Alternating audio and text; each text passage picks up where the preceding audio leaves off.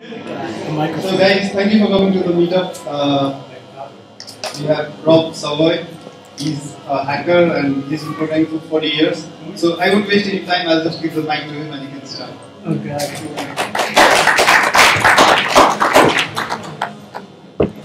So this is kind of unplanned. I've got no real idea what I'm going to talk about, so I'll ramble. I'll ask anybody who wants to stop me at any moment and ask more questions, more detail, whatever you kind of want. But yeah, I just hit actually this next month is my 40th year as a software engineer. So I've seen a lot of changes. I started on punch cards on IBM mainframes, and now my phone has more power than the computer that ran my entire college campus back in the 70s and stuff. It's pretty funny. So just a simple question. What kind of software most of you develop? Are you guys all mostly web developers? Does anybody program in compile languages or all web stuff? Oh God, I'm a web dinosaur, so I'm gonna use some liquid here. Oh, the buzz line really interesting. Too much talking already.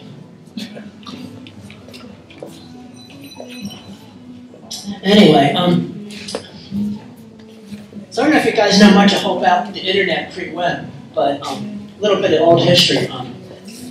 The internet used to be called ARPANET. It was developed by the Defense Department in the United States for nasty stuff, but anyway. But what happened was that a lot of universities in the late 60s and into the 70s had ARPANET connections, and as long as you were a university research group or a defense contractor, you had, quote, internet access and stuff like that. What happened was, though, is a lot of us, when we graduated, kind of gotten used to things like email, because there wasn't really anything else at the time.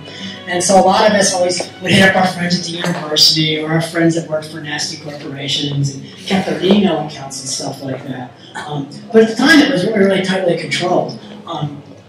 Some of us didn't really think this was such a good idea. And so at one point, starting in kind of the late 80s, a friend of mine, Mitch Kapoor, who wrote Lotus 123, funny enough, started a thing called CIX, CIX, Commercial Internet Exchange.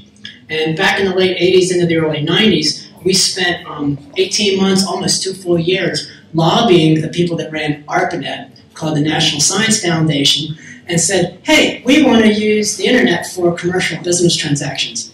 It was pretty funny. One of the head of ARPANET at the time, she sits down, we're sitting in this meeting, and she goes, why do you think anybody would use the internet for commercial business traffic?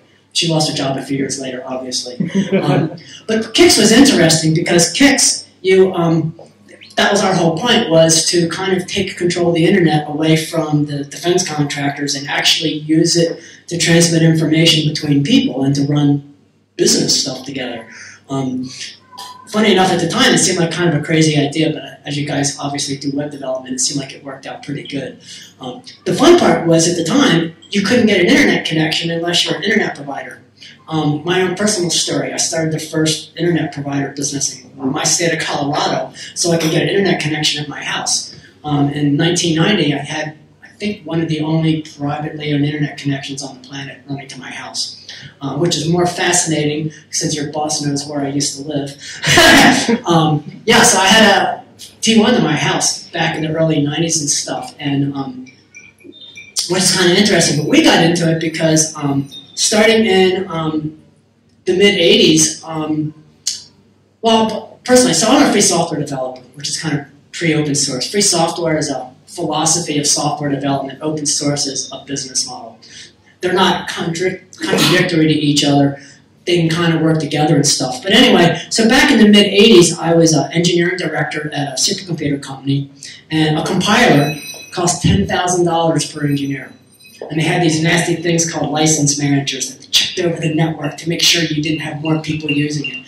And my company could not afford more compilers as I needed more engineers. And one day I just stumbled across this thing that this guy was working on called GCC, this crazy dude named Richard Stallman. So I'm like, hey, oh, here's this thing, it's free. Oh, I can work on compilers. GCC was my second compiler project. I'd actually worked on a commercial compiler before that. And if I talk too fast, make me slow down, please, I'm tired.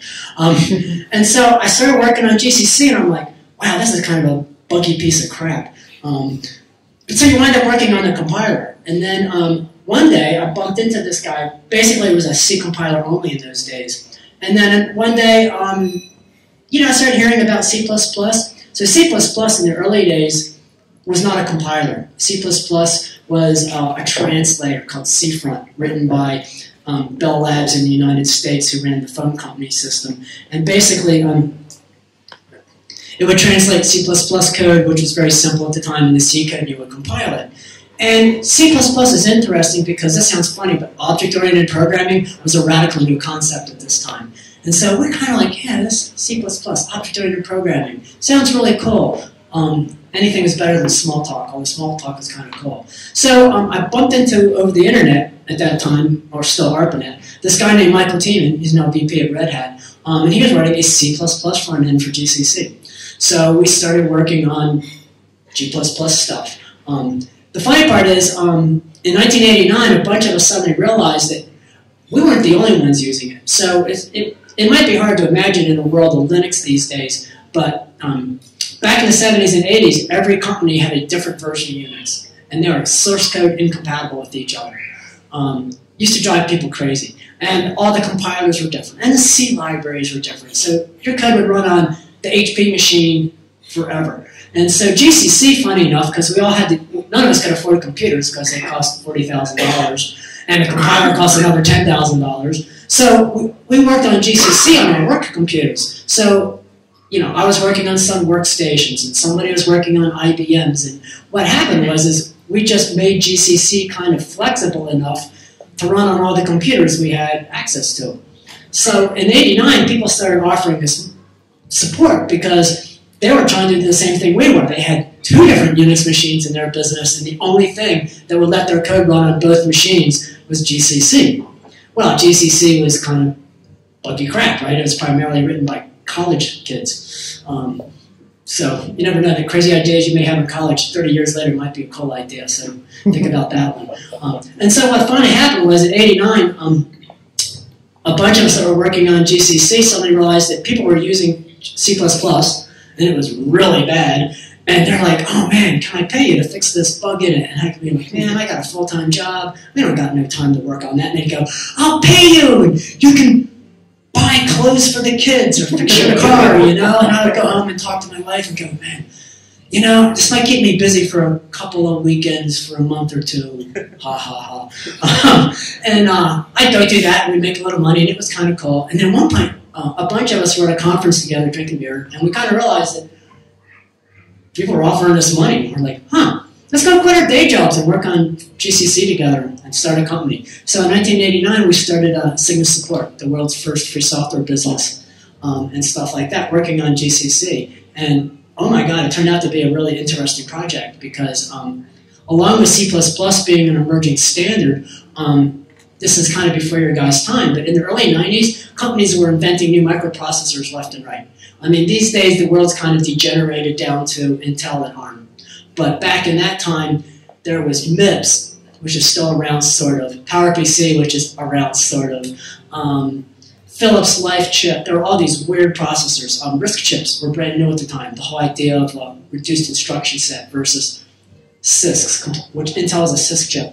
And RISC chips had very few instructions. Everything is synthesized from like 15 assembler instructions and stuff like that. And so these companies that were trying to build hardware would go off to like the commercial compiler companies, real companies, not a bunch of crazy hackers working at home on internet connections. And they would say, oh, come back in a couple of years when your processor's got strategic market importance to us, and maybe we'll do a compiler. They would come to us, and we're like, we do anything for money. And so, like, yeah, okay, we'll port your processor to that thing. And we've actually got really, really good at it, charging embarrassing very little bits of money at the early days. The first time we did this, we charged $35,000. Big mistake. But the trick was selling support and stuff like that. And so basically, you could pay us, and if you paid us enough money and you found a bug in the compiler, you could call us up on the phone, and we would get our best engineer out of bed, and he would work on it until it was fixed. And it turned out to be a great business model. This was kind of the beginning of what we talk about in the open source world as service as a business model. Basically, the software is freely available, Or as we used to say, the software's free, my time is not. You know, and sometimes you do things for free because it's fun or whatever, but not too often. Cygnus was kind of interesting because it quickly grew from the 6 or 7 in the beginning, in the early days, which is even more fascinating because we actually had no office. We all had, this is why we had to get internet connections in the early 90s and stuff. We all worked at home. At one point, we actually, in California, near Palo Alto, right off of Stanford campus, because we used to have a couple friends who went to Stanford, rented a couple apartments in this apartment complex. At the time, it turned into this little hackers commune. It was pretty funny. One point, we were like running internet connections through the bushes in the middle of the night so the apartment manager wouldn't find out, and things like that. And it was great. I would go on business trips, and I would sleep on some, you know, John Gilmore. John Gilmore's another longtime free software guy. I would go sleep on John Gilmore's floor, and I'd go work in Michael Tieman's living room, and it was really fun. And then I'd go back to Colorado and work in my living room, which was kind of nice. And Cygnus got kind of pretty funny, so we grew. The company grew to actually a couple hundred people. Hard to imagine. And the funny part is that, and we're a free software company. All of our software was GPL. At that stage, GPL v2. GCC was going through huge amounts of development. You guys may not care about GCC if you don't do web stuff, but anyway. So at one point we had the sales guy come in and he goes, "We got to get rid of this free thing." And we're like, "No, we only do free software." And he goes, "I can't sell free. You got to call it something else." And so we're like, "Huh? Well, how do you come up with a term that lets people know the software is freely available, but they have to pay us money if they want us to do anything with it?" So my friend Michael Tieman, he came up with the word sourceware. If you look at some of the GNU toolchain websites for like GDB, the debugger and crap, it still runs on sourceware.org because we registered the domain. But we didn't like that either. And then this other guy came up with this concept and he calls it, "Oh, we're going to call it open source." So we got stuck with open source and we're still there. But as I said, free software was, we used to joke, free software is about freedom, not free as in bear, and things like that. And I said, I don't think that open source means that you can't focus on people's freedom. I'm not a big fan of like, well, this part's free and this part you have to pay us a lot of money for, which can work sometimes, but a lot of companies let the free stuff bit rot and it's not very good, and people wind up forking it eventually to make money and stuff like that. But anyway, so thinking back about web stuff, so a long time ago, back in the late 80s and 70s, there was this thing called FTP archives. And there was another thing called Gopher archives. These were 2 command-line driven programs that weren't GUIs for computers, believe it or not. It was all terminals. And people would collect stuff, and you could FTP or Gopher files off their computer. So I maintained, and there was this thing called Usenet. Usenet was kind of the original internet BBS. And so I maintained a collection of mountain climbing pictures on an FTP archive that also had Gopher access. And, you know, it was kind of a pain. Like, you couldn't see what the pictures were. Like, you had to download it and see, oh, this picture's crap. I just wasted all this bandwidth, which was really expensive at the time. And then one day I heard about this really cool thing called a web browser. And it was kind of interesting. It's like, wow, neat. So the web browser was called Xmosaic, which later became Netscape, which later became Firefox. So Xmosaic was pretty cool, and there was no HTTP protocol. You're talking 91, roughly. And so Xmosaic would use Gopher or FTP to copy an HTML file to your computer and render it. But lo and behold, it could download the picture for you and let you see it. And so you would have a subdirectory of little thumbnails and stuff like that, because there was no such thing as scaling, right? Question? You guys can stop me and ask questions any time you want. So that was kind of cool, but it wasn't really efficient, right? So Tim Berners-Lee, who actually invented HTML. HTML at the time was a subset of a professional documentation language called SGML. And HTML was kind of really simple, but he added the concept of a hyperlink. The funny thing about hyperlinks, there was a company called Xanadu, run by this crazy guy named Ted Nelson that spent like 12 years trying to invent hyperlinks. And Tim Berners-Lee kind of beat him out to it in a couple of weeks. But anyway, so he developed this little thing at the time called HTTPD, which was the original HTTP protocol that his original web browser, which is just a research project, could utilize. And so that was kind of cool. So Xmosaic was being worked on at the University of Chicago in Illinois, and they took HTTPD and decided to turn it into this thing called NCSA Server. NCSA Server was the world's first web server. So I'm like, cool, this thing is free software. So I'm like, download NCSA Server, and I'm like, cool, I got a web server running on my computer because I had a networking business and a server, and now everybody can look at my climbing pictures and download stuff like that. I thought that was pretty cool. Well, then the fun part was that the NCSA server was written by a bunch of young college students. Not to say that that's bad, but everybody learns through time. And it was kind of buggy. And so we'd fix bugs in it, and we'd send bugs to those people. And they're like, you're not a student here. We don't really care. And so at one point, the decision got to be made.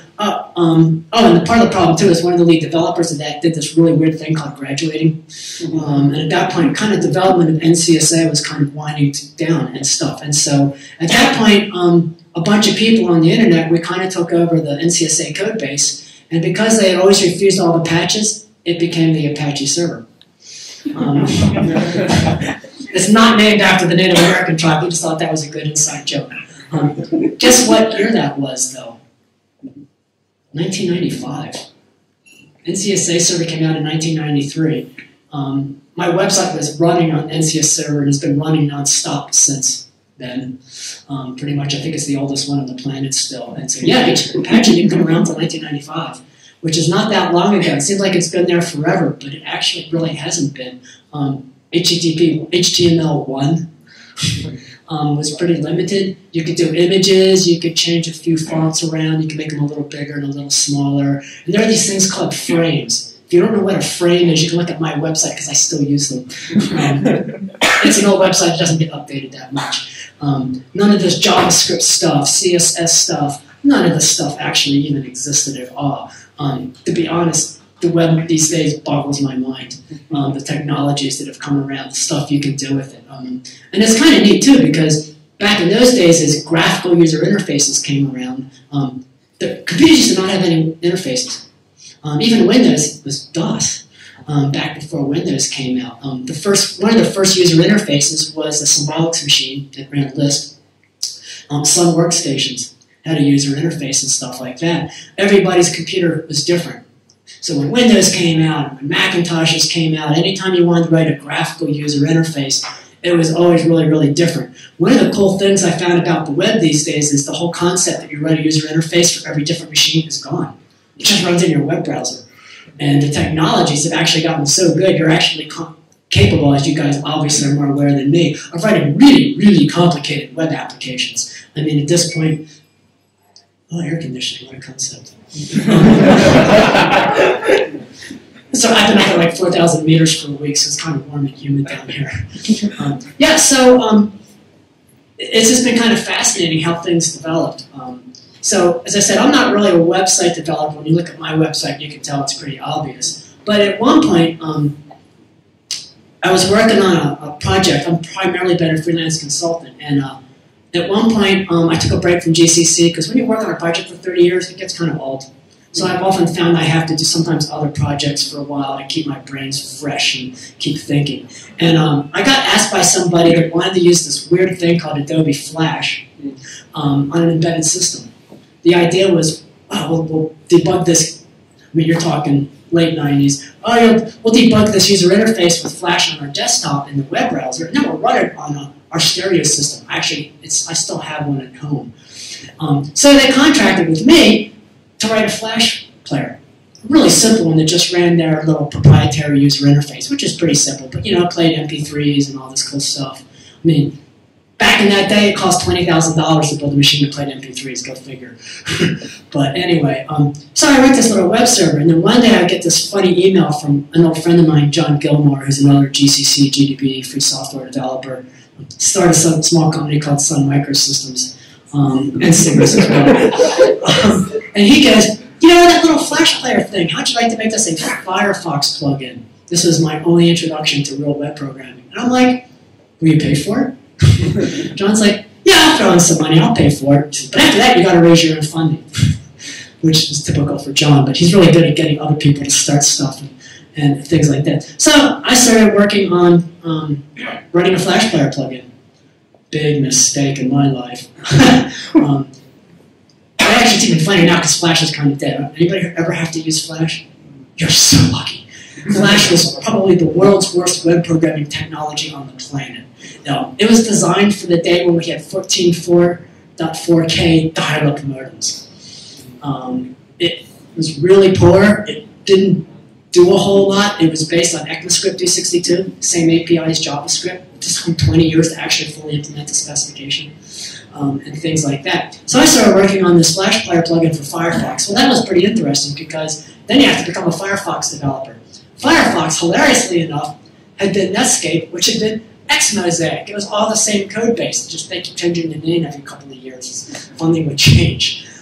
So anyway, spent a lot of time working on crazy Flash Player plugins for Firefox, which turned out to be really complicated.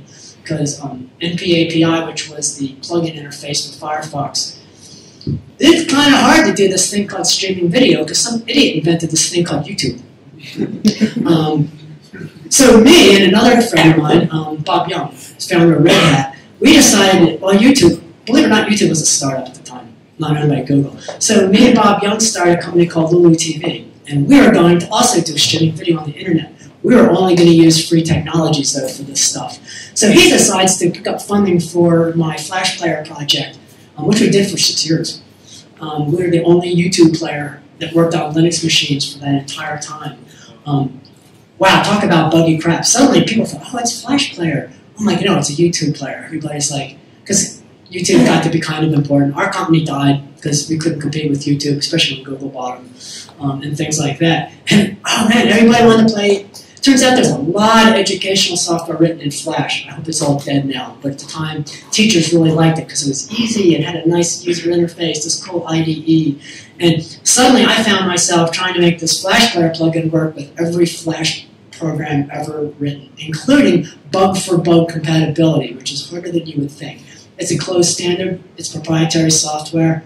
I doubt anybody here has done much reverse engineering. It's actually really, really fun. If you get really bored, go to YouTube. There's an old talk of mine on there called Reverse Engineering of Proprietary Network Protocols, which is basically how to reverse engineer proprietary code.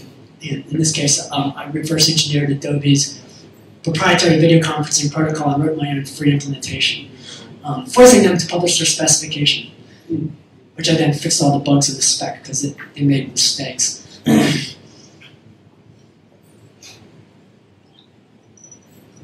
Sorry, I'm just rambling. You guys can stop me if you got any crazy questions because I'm just going on and on and on.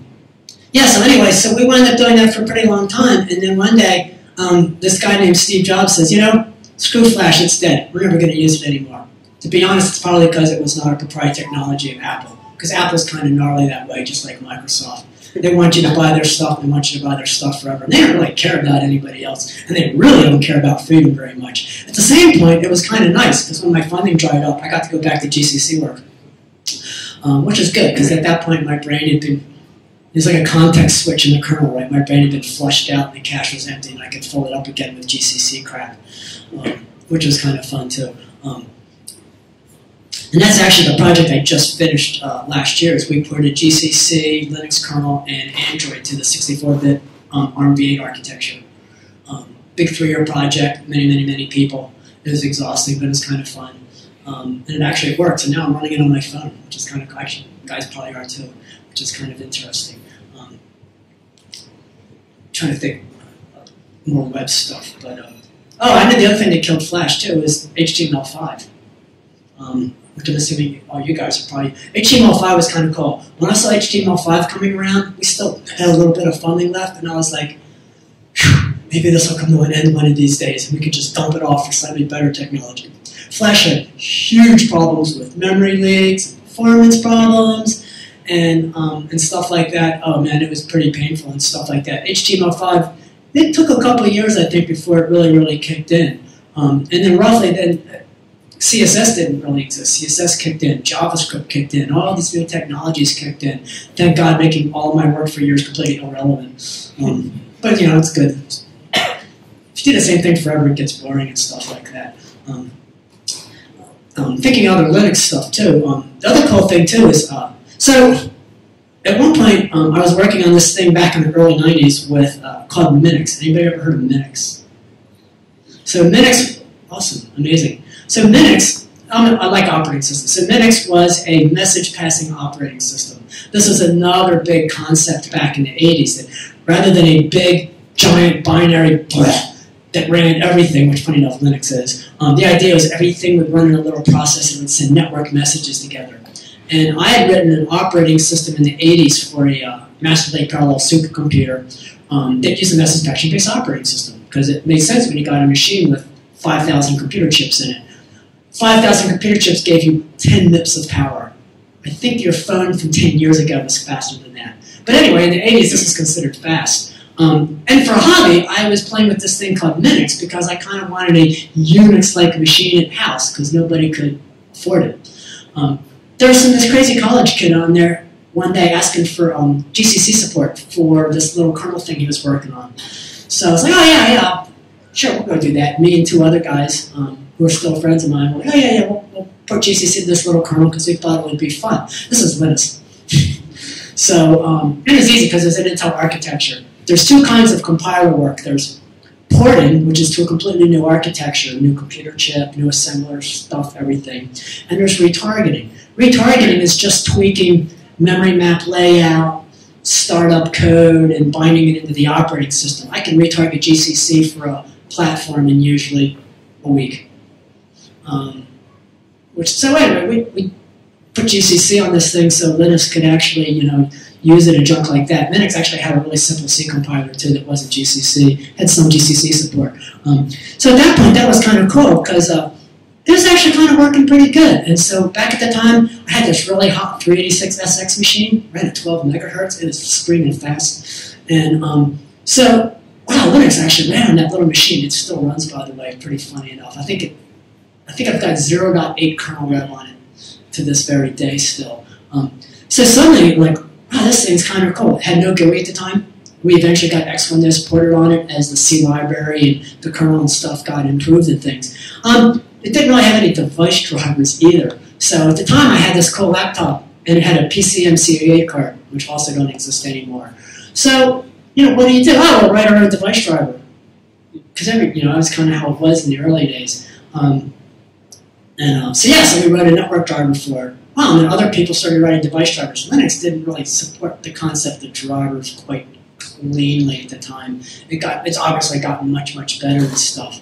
And so a lot of the Linux thing in the early days is us just making it run on whatever computers we happen to have at home, including whatever computers. There were no sound cards. I mean, things were a lot simpler then, but networking cards were kind of important to us because we actually wanted to use it for work. And people started working on it, and it kind of got better and better and better. Oh, and at one point, of course, when Apache, or NCSA server / Apache, kicked in, Linux is at that point a couple of years old.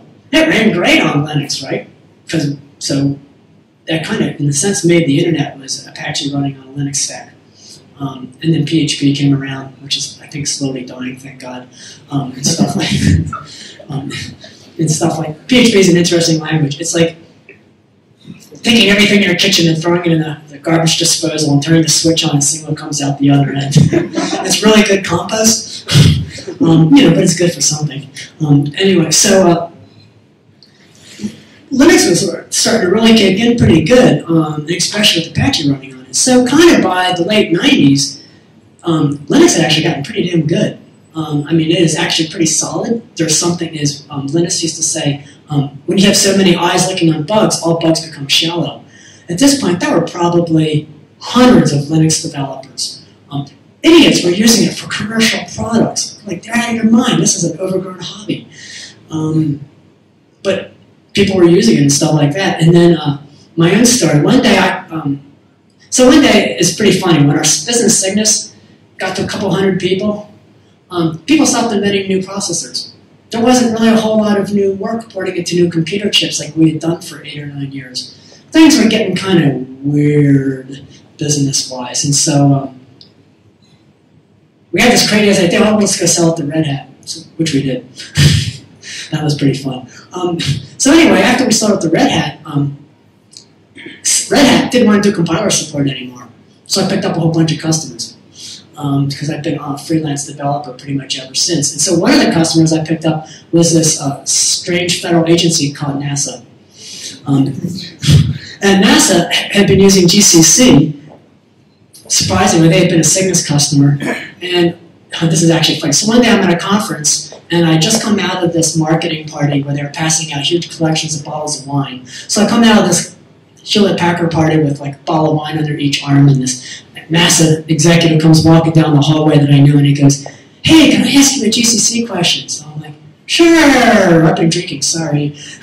And he asked me this question, and I just gave him the answer. And he goes, "How busy are you?" So it was pretty funny. They had taken 3 versions of GCC and kind of mashed them together, and then developed the US air traffic control system on this mess. And when GCC changed to version 3, all their code broke. Surprise! And then they tried to fix it by patching. Oh man, oh god, it was a mess. So I'm like, sure, I'll go with that. So anyway, I wound up at NASA. Actually, it turned out to be a long time. And so I got GCC fixed. I gave them a good version. GCC had actually finally become ANSI. You guys, I don't think, do much compiled code, but at the time there was this thing called the ANSI compiler standard, later POSIX and stuff like that. GCC never supported ANSI. GCC was like the kitchen sink. It would compile any code you gave it. It was great. It was really flexible. It was like a car that never breaks down and stuff. So when they jumped to GCC 3, suddenly it was standard compliant. Of course, all their code broke because it wasn't very flexible anymore. It was supporting the standard. But I already knew all those changes because I was a GCC developer. So I fixed the compiler, and I spent, oh my god, a bunch of months porting air traffic control software, funny enough, through GCC on a Sun workstation. But I'd worked on Sun workstations for a long time. They were really fun back before they became Solaris, and then it went to shit. But that's another long story. So anyway, at one point they came up to me and they go, "Hey, do you think we could run this software on a Linux machine?" Because I was going to I had another contract, and they kind of liked having me around, which is kind of weird. And I was just telecommuting from Colorado anyway. That was kind of fun. And I'm like, sure, why not? So anyway, I wound up porting the research version, air traffic control software, to Linux for NASA. That was a kind of a fun project. That turned out to be an awful lot of work. You guys probably don't write much low-level networking code, but networking code runs in this thing called Big Endian architecture. It's basically the ordering of the bytes in an integer. And Big Endian was how all the network ran, because that's what all the other Unix machines used to use. Linux used Intel architectures at the time, eventually porting to more architectures. Linux was Little Endian. All the number of bytes were different. And so porting the network layer, everything broke. And that turned into being a multi-year project. It was fixing network layers by swapping bytes around and all that. Pretty good on Linux. And then one day they came up and they said, "Hey, there's this cool new thing called a 64-bit processor. Can you make it run there?" And I'm like, yeah, sure. GCC's got good 64-bit support. And I'm like, sure. So anyway, then I had to now modify it, because then suddenly an integer isn't 4 bytes anymore. Now it's 8, also called a long. If you guys ever do any C programming, never use an integer for a pointer. This code was everywhere. Oh my god! But you can write bash scripts that go find all that stupidity eventually. And funny enough, this is written in C++, which is another interesting mess.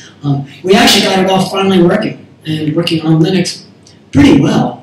There's a couple of weird posts on the internet back in the Debian list, because I was doing this on Debian at the time about this project. One of the funniest machines was I ported it to the Itanium architecture. I hope nobody here has ever heard of the Itanium. The world's worst 64-bit architecture on the planet. It was a joint research project between Hewlett-Packard and Intel to design a new microprocessor completely from scratch, and it had the worst of both designs in it. Surprisingly, it had a Linux port done by Red Hat. A friend of mine, Jim Wilson, had done a GCC port to it, sort of. And actually, we actually had a Debian kind of rough port. As I say, if you think on the internet, there's an old post about the day we got Debian running on this cluster of Itanium machines running air traffic control software. The Itanium was a funny machine. Every processor pulled 340 watts of electricity. So I built this rack with 12 of these things. So I turned it on, and I blew out the power in the lab. So that was a problem.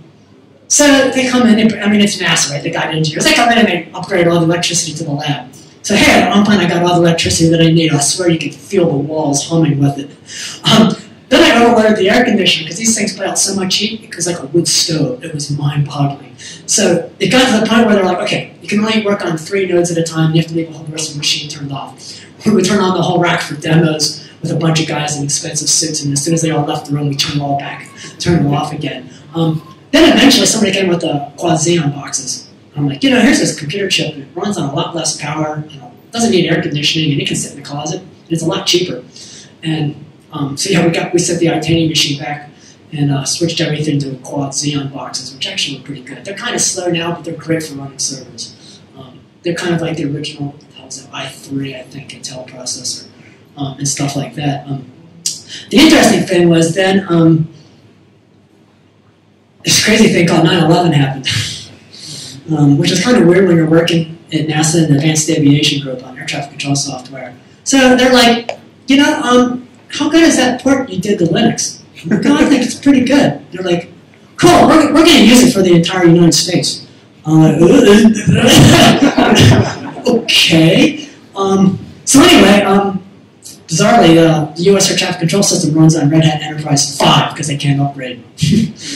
Go figure. No patches, no security, but it's on closed networks and stuff like that. So it's kind of funny that most of the time, I bet other countries have done this too, but in the States, when you get in an airplane, you're flying on a Linux-based open source system.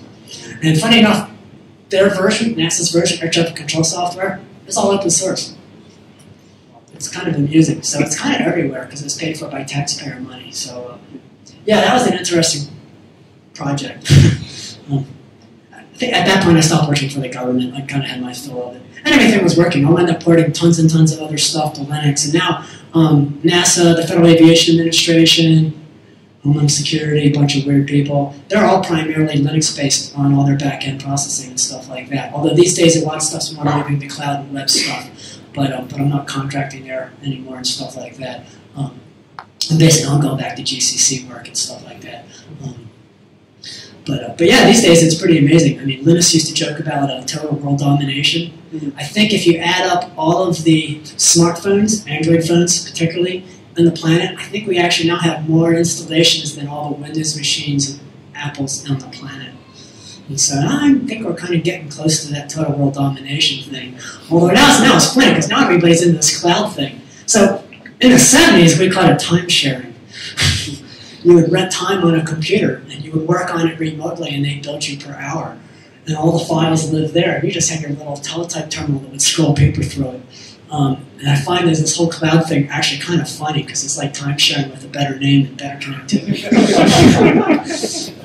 Actually, I think the cloud thing is really big, because a lot of us for years that had our own servers, we would copy, files around all the time. I think what really kicked the cloud is the fact that most people own more than one device. And unless you're an engineer, synchronizing files between all these devices is a pain in the neck. And I think in a sense, other than the privacy implications of like some cloud services, it's kind of cool. I mean, I'm using it. I run OwnCloud. I don't know if anybody here runs OwnCloud. Okay, OwnCloud is an open source cloud implementation you can run on your own server. And so I use that pretty much instead of Google Cloud just because I'm kind of a privacy fanatic. I don't do social networking, any of that kind of weird stuff and things like that. But cloud's kind of cool. But yeah, I think the cloud thing is kind of neat just because it has replaced incompatible user interfaces, incompatible hardware. It runs anywhere you have an internet connection. And the development technologies now for the web is, I'm not a web guy, it's pretty mind-boggling. I'll probably never get into it. It's almost too much to learn at this point. But it's amazing, the stuff I see these days. Websites have become so incredibly complicated, sophisticated.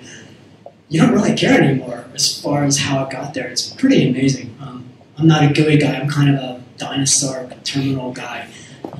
I taught at a college for a while. My students would go, you only use a user interface to hold up lots of terminal windows so you can type at everything. How do you get your work done? And it kind of cracks me up too because like even today I had to fix a bug on my email server. Thank God I know how to work remotely and run VI. Or my email would be broken for the rest of the trip. But anyway, as I've been rambling, what do you guys want to hear about? Because that's a bit of a brain dump on a lot of weird shit. So, have you met with Richard Stallman? I've met Richard Stallman many, many times. So can you share from experience? As for fact, I know that he doesn't like the word open source. He prefers free software. So if you guys put this on the internet, which I kind of hope it doesn't go out in Nepal, and he hears me using the word open source, I will get email about this. So I am a free software developer. I realize that these days people call it open source. Open source is a business model, but at the same time, you can do open source and have the free software philosophy. I don't really see these as incompatible. Richard is like the Pope. He's the person we aspire to be, and the rest of us are a little bit more pragmatic. You know, a funny Richard Stallman story. I have a lot of Richard Stallman stories. I've known Richard for 30 years. So one day, back in Cygnus days, Richard breaks his leg on a trip to California. Richard doesn't like hotels. When he travels, he usually stays with people. So Richard moves into our conference room in the office. Because at this point, we had a lot of people working at home, but we would have all this weird equipment, right? And people had to work on it. So we eventually, we had these guys called salespeople that decided we needed an office to bring customers to, because taking them to somebody's living room wasn't very inspiring. And so Richard literally lived in the conference room.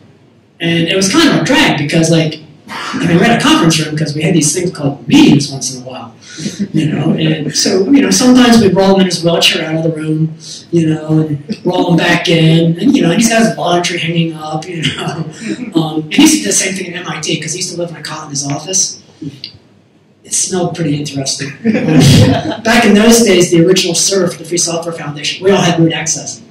Go figure. They're called prep.ai.mit.edu. So anyway, at one point, we needed to have a board meeting. Richard's like, leave me alone, I'm busy. Richard, we need to have a board meeting. It's kind of important. It's like mandated by the government. We have to have board meetings once in a while. And leave me alone, I'm working. Richard, we just bought you a plane ticket back to MIT.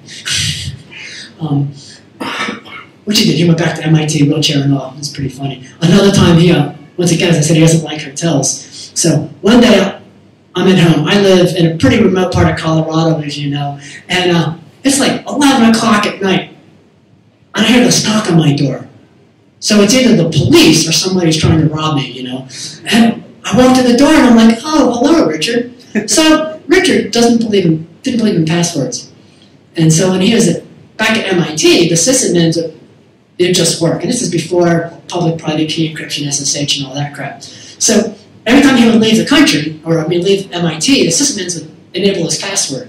And they were really, really careful about deleting his password when they thought he would log in and putting it back on. So he knocks on the door, walks over to my office, which is in my living room, sits down at my workstation, tries to log in at MIT, and asked him for a password. He almost lost it. And I'm just like, well, Richard, you forgot to tell me you were stopping by. We would have fixed this. He's an interesting character, but to be honest, he's been a huge inspiration. I mean, the GPL, which Linus became a big fan of, is one of the things that made it as popular as it is. Would Linux have gotten where it was if it wasn't freely available on the internet, where we could all make our own device drivers and make everything work and stuff like that? I have a lot of other good Richard Stallman stories, not on video. But I've known him a long time, and I mean, he's definitely, as I say, he's been a huge inspiration. But some of us have to be a little more pragmatic, and he can be at times. My Flash Player plugin for Firefox was GPL'd. Firefox is not. And so he hated Flash, but Richard's the one who talked to me into doing the Flash Player too. So Richard actually wrote a GPL exemption for my Flash Player plugin specifically for Firefox, because we wanted Firefox to ship bundled Flash, which they refuse to do because they're hard to deal with. So he actually is a lot more realistic than you might think. But thank God he doesn't write code anymore. So, Rob, you have been working on TCC since the beginning? Since 1987. Yeah. Let's say since the beginning. Close enough. So, today has been totally complicated. Yeah, GCC has been totally complicated. The code base is pretty shitty. Yeah. So, let's say if you have to rewrite that code from the scratch, so what would it look like? So, funny enough, we've actually been working on this. large chunks of the GCC development is often what we call code generator work. Kernel people do the same thing. It's cleaning up stuff. So every time GCC would make a big revision, right, a lot of it was more modular, more cleaner, a little easier to work on. When you have a compiler that supports so many different architectures, and at the time so many Unix versions, not to mention cross-compiling for everything from Windows to Macintoshes up, the code was pretty convoluted. It takes years for a new GCC developer to do anything. I've seen at Cygnus, we would hire developers and they would break down crying after 6 months because they still couldn't make a single change. Things like that. It's gotten a lot better. It's gotten a lot cleaner. There's a lot more professional engineers working on it, which has helped, and they know that their life is easier when it's cleaned up. Some of the newer versions of GCC, we're now up to version 7. It's gotten pretty decent internally. I mean, it's still huge and complicated, but it's not quite as we would say, spaghetti code as it used to be. And then classically, everybody asks me about LLVM. So I have friends that are LLVM developers. We're all compiler people. I don't care that they're funded by the evil empire. And LLVM, I can understand the attraction because it actually was designed to be easier to work on, more modular, more cleaner, and things like that. You know, and a lot of companies like Apple and Google are now using LLVM because it works for their particular technologies and stuff. But I think the current GCC code base has gotten pretty good, but it's still huge and complicated. And there's some really scary parts in there. I mean, when you get into things like optimizers and stuff like that, GCC will probably beat LLVM performance-wise forever, just because of the difference in JITs versus the compilers. Optimizer GCC has gotten really, really, really good. But yeah, it's still pretty hard to work on. How do you test when you release the new version of GCC? When you release the new version of GCC, how do you test it? So, I got a whole new story I forgot about. So, back in the early 90s, testing software is kind of a pain in the neck, right? So, you know, I'd get a bug report for GCC, and I'd reproduce a little code sample, and I'd put it in a directory, and I would work on GCC until the bug worked. And I'd get another bug report, because we were fixing bugs for a living, and all the other GCC developers were doing the same thing. So one day, at Cygnus, our president at the time, my friend Michael Tiemann, goes, we need a test suite. We need some way of regression testing GCC. And so I wrote a project called Deja GNU, named after my youngest kid at that time, who was a baby, Deja Snow. And Deja GNU is the regression testing system for GCC. And so I took my test cases, and I collected test cases from everybody else working on GCC. And Deja GNU, which was written in TCL, tool command language, would then run all those test cases manually. You would type, make a check. If anybody had to run an existing project, make a check. Runs the entire Deja GNU test suite. And everybody's like, I'm an engineer, I don't test the code. And the test suites at that time lived in Deja GNU. And so one day I'm like, screw this. So I took all the GCC test cases and made them a subdirectory of GCC, and all the GDB test cases and put them in the GDB, and the same thing for the assembler and the same thing for the linker. And then I was an AutoTools developer, so then I implemented make check in the make file, and I said, you have no excuse not to run test cases. Funny enough, over time, people kind of liked the fact that they had this huge collection of test cases where they could test all their changes, because what happened was that you run make check on your Intel box and everything was cool. But we were supporting a dozen different microprocessors. I'd put it on the MIPS chip and it would blow up in my face. And so I'm like, well, the only way to fix this is to have more test machines. So I built an entire room full of every computer mess I could get. And when I would type make check, Deja GNU actually had the ability to remotely connect to every machine, run the test, compile the test case on every machine, analyze the output, and basically you would make a change. In the morning, you would get what we used to call the morning hate mail, which is whether you broke it on a particular architecture or not. And it was fully automated. The initial lab cost close to $6 million when I was done. I built a clone of it for Hitachi for the SH architecture, and that's how I know how much it costs, because I had to reproduce the whole thing. Then we added embedded systems, and I would have to compile it into S records and download and move the serial port at 9600 baud, also automated. recently, the current port I just did, the RMVA architecture, one of the parts of my contract was to build a new test infrastructure for the entire toolchain. And so basically we use some existing technology. We're also using Deja GNU. We used a thing called Garrett and a thing called Jenkins. I don't know if anybody here has used any of those. I don't know if they support web stuff. Garrett is basically a patch review system.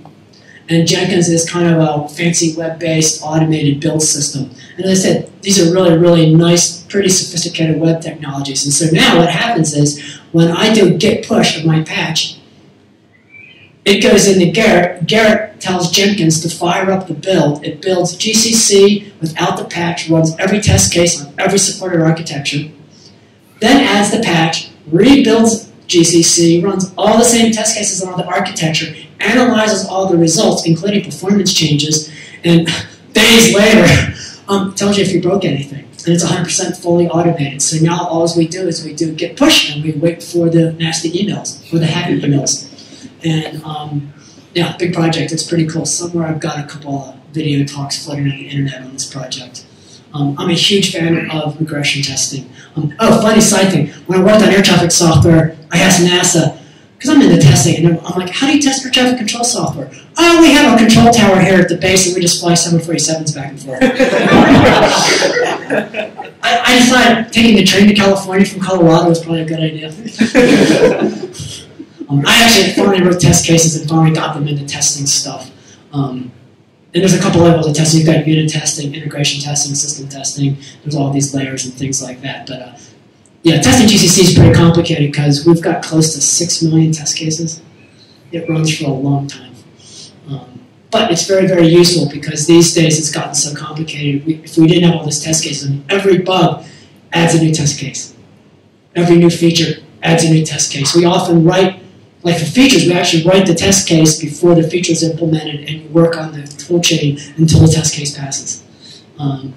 It's kind of an interesting way to do software development. And I think you can do this with a lot of web technologies. I imagine there's tools for this. But when you write software, design it to be testable.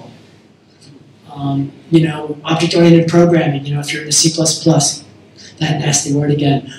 You know, you put accessors in your classes and stuff so that you can have a unit test, run the class, and then look at the private members to check the data to see if you actually did what you think you did. Big problem with object-oriented programming is you make it do things and you can't actually tell if it worked right. And I imagine there are probably test frameworks for a lot of the different web technologies because I don't think I'm the only person who's heavily into regression testing.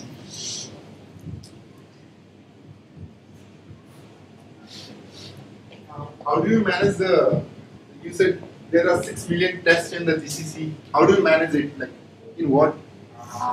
Like, how do you write it and how do you test it? Like, you have the special file for every framework?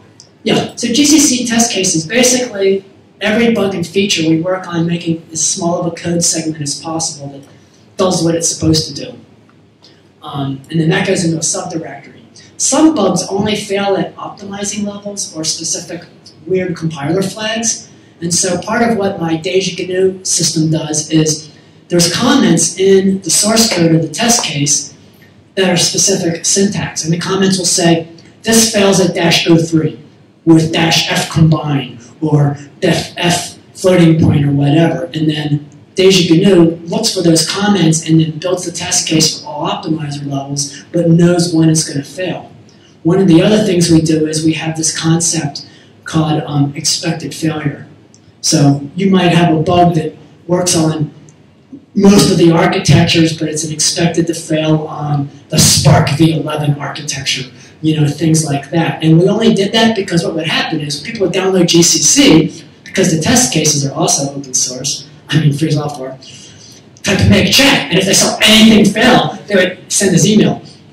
And so every release, we would mark the bugs, because you can't fix everything. And a lot of bugs are obscure. I mean, if these 8 compiler flags cause an obscure bug that only one person on the planet has noticed, you got to do the release, you know what I mean? And so we would make those X fails, and then ultimately clean those up. Some of them have been there for a long time, and things like that. But that was basically what it was. So the idea was that the developers at GCC didn't have to understand how testing worked. They just needed to write the code. They could run it manually all they wanted and run it. And then once they had it done, they would just drop it in the subdirectory with everything else. There's a whole tree of subdirectories. If you look at GCC source code, there's a directory called test suite. And under that is stuff for standards compliance, Fortran tests, C tests, C++ tests, Java tests, tests in all these different languages. It's a pretty huge project, but we've been developing the test cases for 30 years. So, how much do you hate C++? And how much do you hate C++? And what would make you love it? So, I actually don't hate C++. It's my primary programming language other than assembler. Sorry. Yeah, some of us are still assembler programmers, which is kind of good because I don't think there's that many of us left. I actually like C++. I understand why some people don't like it. Yeah, like even Linus, he says he doesn't like C++. So, but that's what happens for C programmers. And you can, so basically, object-oriented programming is a concept, right? You can do it in any language. You can write object-oriented code in straight C code. The idea is encapsulating your data. So you can have a good function and stuff like that. But the problem is, in doing it in C code, it sometimes requires global variables, and it can get kind of gory. Global variables are evil. I actually don't understand the hatred of C++. Constructors and destructors, screw with people's heads, I guess. People like Java because there's no destructors or constructors, right? I heard a manager at NASA once tell me that if he used Java, some sales guy said that he'd never had bugs in his software. So anyway, I don't really like C++. I just remember why people don't like it. I think it's just because at the time it was a little too new and a little too different. And actually, funny enough, one of the best things about C++ is it does data type checking on function calls, which C does not. And so actually we build the entire GNU toolchain now with G++ so that you don't pass an integer where it should be a long and all those various bugs that sneak in and stuff like that. C++, I think the other reason people don't hate it actually is because of that. C programmers got really used to doing nasty stuff. Oh, I pass an integer and I'm casting it to a pointer and I'm adding 3 to it, you know, and stuff like that. And C++ goes, no, that's an error, dude, you can't do that. And I think that's kind of part of it, is it flat catches a lot more lazy programming errors. But I really like object-oriented programming and C++. It's okay. I think there's a few C++ programs. I mean, Android's written in C++. So is iOS. So is air traffic control software. A lot of stuff is written in C++. But you can write really bad C++ code too. I think the only other, the biggest problem with C++ is you got to be careful about code bloat. When you get into things like multiple inheritance and polymorphism, abuse of virtual function pointers, your executable can expand out of control, right? It's like your bag of potato chips and you do a trek into the mountains and you get to the tea house and your bag's exploded and your chips are crumbs. In G++, we fixed a lot of that stuff. Because we saw these problems, we actually did a lot of things like dead code reduction and implemented it, but I think that was part of it. Is people write hello world in C++, and it was huge! I also wrote an operating system in C++ called ECOS, Hard Real-Time Deterministic Operating System, another project of mine. And I could run a full Linux-compatible POSIX operating system schedule with TCP IP stack under 8K. So I don't know, I kind of like C++. So I'm sorry I don't hate it. I like C too, but... Can you talk about, like you talked a lot about your hobby. Can you talk a bit about your full-time profession, full-time job as a firefighter? Yeah, actually, when you're working on free software is a hobby growing out of control. Yeah, so I have a couple of crazy hobbies. I'm a big fan of balance. I feel bad for my crazy friends in Silicon Valley that like never leave the office, the shopping mall, and the giant apartment complex. I'm a long-time climber. My degree is in outdoor recreation leadership. The computer business was an accident. Go figure. Yeah, I'm a volunteer firefighter. I do wildland fires. I teach technical mountain rescue, and where I live in my fire department in good old Gilpin County, I'm basically the guy who does most of the backcountry rescues, technical climbing in Boulder Canyon, forest fires, car accidents, structure fires. And it's kind of nice because I work at home, and sometimes I get kind of obsessive. You can just ask my family. And so it's really nice when my pager goes off, I have to run out of the house really fast to drop what I'm doing. It's really a great way to get out of meetings, by the way. and stuff like that. But I like it. When I'm out of the house climbing, I often debug problems. Sometimes, and I think this applies to whatever stuff, even web development. Sometimes when I have a really tough bug, the best thing I can do is leave the house and go do something else for a while.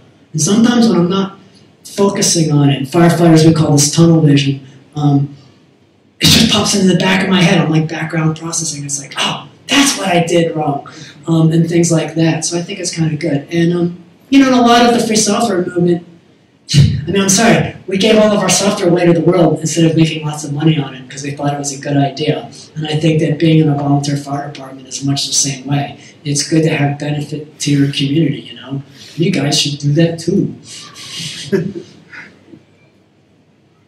So have you ever worked with Microsoft? Maybe crazy question, but yeah. So, you guys sound like your questions because it comes with better stories. So, at one point in the mid-90s, we had a contract with MIDI, the Japanese Government Industrial Consortium, to port GCC, the entire grid tool chain, to this weird MIPS core chip called the TX38. In Japan, they've basically standardized on an operating system in all their factories called micro-Itron, which is written in assembler for 8-bit processors. So we had all these really fast 32-bit RISC chips coming out. So the Japanese Government Industrial Consortium wanted a new operating system. So my ECOS project replaced micro-Itron in Japan. It's everywhere. It's kind of cool. And stuff like that. They wanted the development tools to run on Windows. Before that, we had actually shipped GCC on Windows using this weird thing called Go32, because Windows had segmented memory architecture. As Bill Gates once said, nobody needs more than 640K. Making GCC running that was really hard. So this is a big contract, lots of money, $3.5 million if I remember right. And I'm like hell, I'm going to use Visual C++. You guys are insane. But at that point, my business segments was doing really, really good. So I got to the management, and I'm like, I think we should port GCC to Windows and do it right this time. Because Windows at this point, Windows NT4 had just come out. And Windows NT4 was actually a 32-bit flat operating system, kind of like Linux. And the segments manager was like, yeah, good idea. So we did this thing called Cygwin, C-Y-G-W-I-N. You've heard of that one, right? So the idea was to make Cygwin self-hosting. So me and a guy named Steve Chamberlain, I think Steve's now a realtor in Oregon, got GCC running on Windows NT4. I was actually developing the operating system, so I wound up being more the project manager and funder of this. Steve did a bunch of work. Then we hired this guy named DJ Delory. His name's all over the internet. He had developed Go32, and then DJ kind of jumped into it. And then once we had kind of a minimal cross-compiling in Windows working at the time, Windows command line, we couldn't use MFC, which is the Microsoft Foundation classes, because our object file format was proprietary, and they told me they'd sue me if I ever implemented it. They have better attorneys than I do. But it lets you do command line Windows programs. And these days, the Cygwin community grew much like the Linux community, and I kind of laugh because there was a point in the late 90s where a lot of companies were coming off big Unix machines and being forced to learn Windows at the time, and I'd go visit their offices and stuff for consulting, and you'd walk around and see little bash windows on all the Windows machines. It always felt really, really good. So yeah, Cygwin was the only time I ever worked on Windows. It was interesting. We disassembled NT4. So trying to make networking working, the BSD sockets on Windows is kind of fascinating because Windows does not support BSD sockets. But we had all this Unix code that needed it. And it uses this weird thing called NetBEUI, which is some weirdo binary protocol. So we actually had to re-implement, for instance, BSD sockets using shared memory and all this stuff. And the goal is to make complete Linux builds native on Windows. Run configure, make, and it would work. I think that took about 8 years before it actually worked. At that point, I had long stopped working on Cygwin directly and stuff like that. But funny enough, when I was working on the ARMv8 architecture, one of the things I had to do was build the Windows-hosted version of GCC for binary releases. And so I wound up using Cygwin a lot. It was kind of fun to visit. It's like visiting an old friend. But yeah, I kind of avoid Windows. It's kind of fun too, because when people, like in my local town, people still use Windows, even though I'm a Linux student, they all know me. And they asked me to like work on Windows for them. I'm like, I don't know anything about Windows. I haven't touched it since 1995. Ask my kid, he's cheaper. My kid's got a consulting business. You know, and it's funny too. I mean, thinking of Microsoft, they have spent many years trying to convince the world that we stole all this technology from them. Suing Linux users, suing companies using Linux. They make $6 per every Android device for a bunch of patents that they've never disclosed. It's extortion. They're just jealous because we have more machines than they do. But anyway, I don't know. It's like Microsoft really need any more money. Bill Gates needs a new bedroom. Whatever. But you know, whatever. It's all over the planet. It's what a lot of people use. I know when I speak at universities around the world, they're all running Windows because they think they won't get a job unless they know Windows. It's kind of depressing, but that's the way it is. Microsoft Office. LibreOffice is better. You cannot make a PDF using Microsoft Office, but you can in LibreOffice with a single button click. Since you have seen the internet and operating system like born growing, what's the future like? So, this is a good. Guessing future is ridiculous. So, 30 years ago, we're wrong.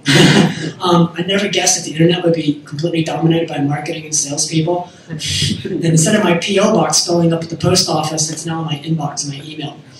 So now I can't feed it in my own stove. I think that AI is getting pretty cool. All this machine learning stuff is pretty fascinating. It's definitely has real world implications, right? I mean, I know people with Tesla cars. It's pretty weird to sit there in the car talking to them and their hands aren't even on the wheel.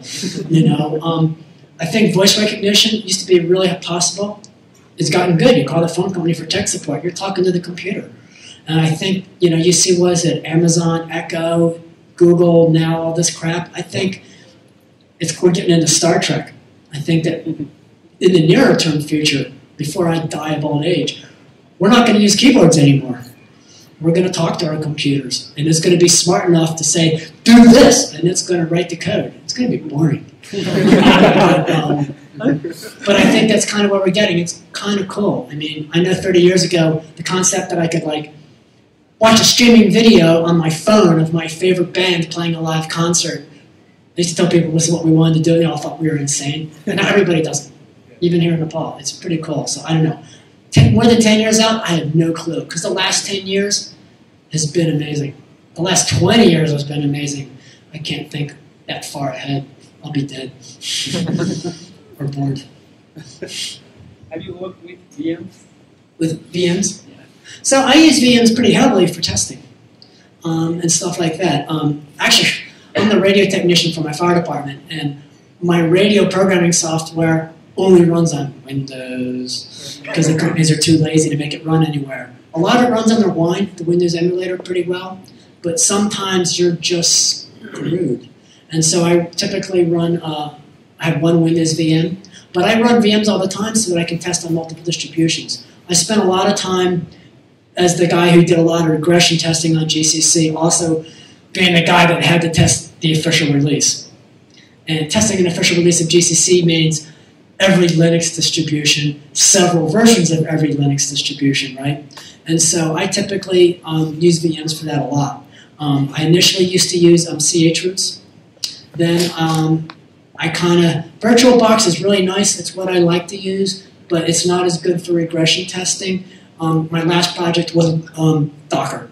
I had Dockerized all of our tests so that we actually build a binary release of GCC in a completely clean Docker image, test it there, because some of us, it always works on my machine. I can't help it if it doesn't work on yours. And so now all the GCC testing for all the different distributions and architectures is all run through Docker images pretty much. So I'm kind of a big fan of it. And it's kind of cool when you look at the security aspects of isolating your processes. You know, like you can get a Docker image of your web server. So what if they break into Apache, right? Because it's not going to affect the computer it's running on. And they've gotten pretty good. There's a lot of that technology now, you know, between Zen and some of these other things. It's pretty interesting. Actually, thinking of that's funny is Microsoft actually has paid Linux developers so that Linux runs good on their VM. Pretty hilarious. They must have a hard time at the cafeteria. So, why do you think Adobe is not supporting Linux. Wait, what? Adobe, Adobe is not supporting Linux. Flash. I can't quite hear you. Adobe. Adobe. Adobe. Why do you Flash. think Adobe is not supporting Linux? Oh, so obviously I don't work for Adobe. I think what it comes down to is it's just too much of a pain in the ass for them to support. I heard it's about it's because of GNU release and like that. We have to use only free product in Linux. Yeah, so supporting multiple platforms is an expensive thing. And funny enough, Adobe supports Android, sort of, go figure. Although actually Google now actually is more or less taking control of the Flash player. And it's kind of built into Chrome and stuff like that. But I just think that Adobe at one point decided that supporting Linux was just not in their best business interests. I don't work for them, so I have no idea why. Luckily, I don't need any of their tools, and Flash is dead, so I don't even need my own Flash player anymore. I'm one of those weird people that does not have Flash installed on my computers, unless it's forced on me. Used to be because actually their license was if you installed Flash, you could not allowed to reverse. You could not write an implementation of the Flash player if you ever installed it or read their specification. And so I was lucky because I never installed it. I actually could reverse engineer it. So I don't know. You'd have to talk to them about it. Supporting multiple platforms is hard, especially when you're heavily into graphics, performance, and high performance stuff like that. It's kind of interesting. And I think they're focusing on cloud stuff these days. You know, all their tools that used to generate Flash now generate JavaScript. It's probably a better business model. So, what did you use before Git? Oh God. So, back in the days when dinosaurs were still roaming the earth, we used this thing called RCS, Revision Control System. RCS only ran on the machine you were working on, but it let you check in patches and stuff. So RCS was kind of cool, and then somebody wrote this thing called CVS. CVS could deal with multiple projects, kind of, and it just ran RCS under the hood. Literally, CVS ran RCS command line tools. But all of us working on GCC, because we were using CVS, would have to upload a tarball to our server in California, run CVS locally over shitty internet connections at the time, and it was a pain in the neck. And so one day, me and this guy, Jim Kingdon, decided to add networking support to CVS. So I could do it from my house. Then we got screwed because they put it on SourceForge, and we got stuck with it for like 15 years. Subversion came out. Subversion is basically CVS, but written cleaner, better. GCC still uses Subversion. Most of us use the Git mirrors, importing Subversion into Git. So yeah, I've used all that. When I worked at NASA, they had one called ClearCase, the world's worst source code control system ever.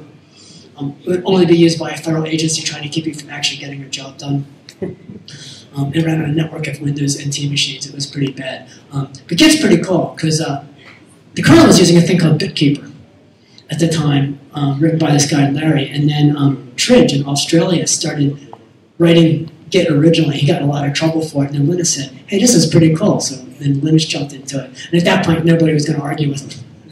And I'll be honest, Git's pretty awesome. I think it Git like the assembler of source code control systems. It's really powerful. It's like assembler. You can blow your foot off really, really easily with Git sometimes. But man, you can do some really neat stuff. And Git rebase is called cheating. But I really like Git. I like Git a lot too because I can have copies of my code on different machines. I like having all the different branches, being able to build. When I build a binary release of GCC, there's a file in it that specifies the Git revision of every source file in that release. So if somebody reports a bug a year from now, I can reproduce the exact revisions of every compiler in the toolchain to reproduce their bug, because sometimes they get fixed 6 months later by accident. But they're building your stereo system out of it with that version of the compiler, and they never really want to upgrade. They just want the bug fixed. So yeah, it gets pretty awesome if you like command lines. But luckily I do. I guess there's GUIs for it too. I don't know. A lot of us, we are like on the consumer side of things. You have been on the producer side of things in terms of open source. So we use a lot of open source software, but how do we make start contributing to open source? Because as you said, GCC is huge, so you got to start with something smaller. Or so depending where you are skill levels wise, right? Like I used to get a lot of new college students want to contribute to open source projects. I would say, hey, can you help write documentation? Because if you're an experienced developer, you want to write documentation, it's like unparsable C code. Nobody can understand it, right? And so a new person sees things differently and often writes better documentation. And it's kind of weird because they feel like they're being insulted. Oh, this guy reminds me to write docs. What the hell is going on? But it's actually a truly valuable contribution. And the other developers will appreciate it like mad because it makes all of our users happy. Helping with writing test cases. Answering questions on IRC and stuff is really good, right? And then developers say, wow, this guy's like, man, he's answering questions 24/7. Doesn't he ever sleep? They're the same answer for the same question, but thank God he's doing it or we'd have to do it. So I think that there's a lot of ways to get into open source projects. I know some of the projects I've started and watched grow, many of these people wind up becoming my employees. And I wind up funding them to do that, right? Sometimes if you got your own idea, just do it. Put it up on GitHub, It's hard to develop a community around an open source project sometimes, so sometimes it's more fun to jump into an existing project. Don't expect to be a lead developer in 3 weeks. Expect a certain amount of criticism, sometimes not deserved. The open source world, I used to joke that the biggest skill set is having a really thick skin. If you've been insulted by Richard Stallman, Linus Torvalds, Richard Kenner, lots of people, who, they mean well, but sometimes we all get stressed out, But I think that the trick is to do it. If you're using an open source project in your company, make sure your patches go back upstream. Little things like that make a big difference. A lot of companies take an open source project, make a few changes. Especially with GPL, if you don't redistribute it, you don't actually invoke the license. But you should put your patches upstream anyway, or you know features that other people can benefit by it, right? And I just think that the whole point is open source is only what we make it. So I think the thing is just do it.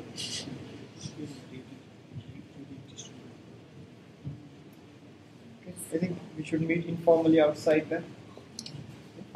You can ask me more questions without the microphone.